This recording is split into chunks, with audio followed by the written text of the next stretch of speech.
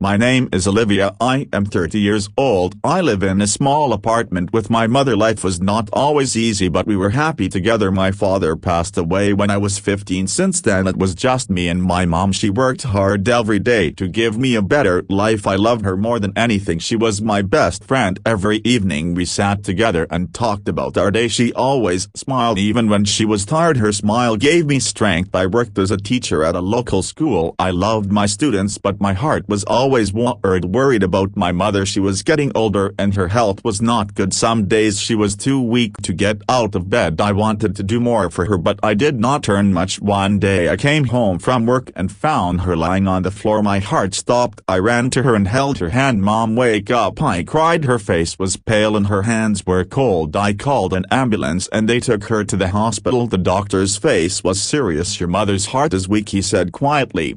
"She needs surgery, but it is very expensive." Tears filled my eyes. I did not have that much money. I felt helpless. I sat by her bed every night holding her hand, hoping she would stay with me. "Please don't leave me," I whispered. Days turned into weeks. I worked harder than ever. I took extra classes and gave private lessons. I saved every penny, but it was not enough. One evening as I walked home from work, it started to rain. I had no umbrella and my clothes were wet. I felt tired and broken. I wanted to be strong, but I was scared. What if I lost her? When I reached home I found a letter in the mailbox. It had no name. I opened it with shaking hands. Inside there was a small note: "For your mother's surgery, take care of her." And with the note there was $20.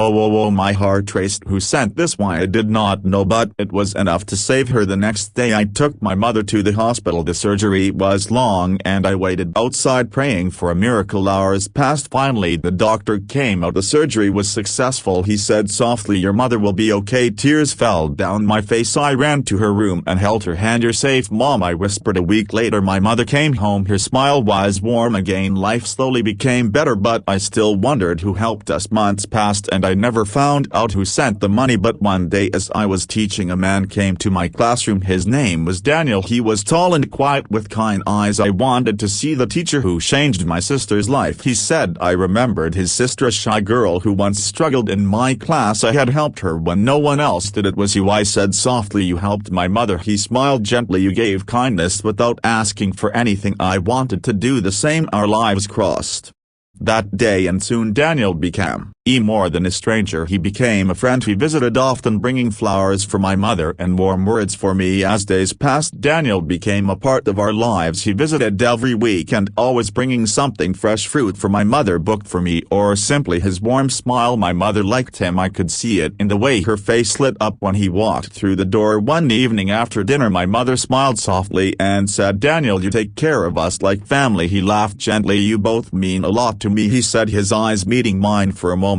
my heart skipped a beat. After my mother went to bed, Daniel stayed to help me clean the dishes. The kitchen was quiet except for the sound of running water. As I handed him a plate to dry, he spoke softly. "Olivia," he began, "I didn't just help your mother because of what you did for my sister." I turned to him confused. "Then why?" I asked quietly. He looked down as if searching for the right words. "Because I care about you." His voice was warm but unsure. "From the first day I saw you, I knew you were special. Your kindness, your strength." I couldn't just walk away. For a moment I could not speak. My heart felt full yet heavy with fear. I had lost so much before. Was it safe to open my heart again? "You don't have to say anything now," he added quickly. "I just wanted you to know how I feel." I nodded slowly, unsure of how to respond. My heart was grateful, but my mind was still afraid of losing someone else I loved. Weeks passed and Daniel never changed. He was patient. He never pushed me to answer. Instead he stayed by my side through my mother's recovery, through my long days at work, through my moments of doubt. One evening my mother and I sat on the porch watching the sunset. The sky was painted with soft orange and pink. She turned to me and said gently, "Olivia, you are strong, but you don't have to carry everything alone." Her words touched something deep inside me. I realized how much I had been holding back, how much I wanted to trust again. The next time Daniel came over I asked him to walk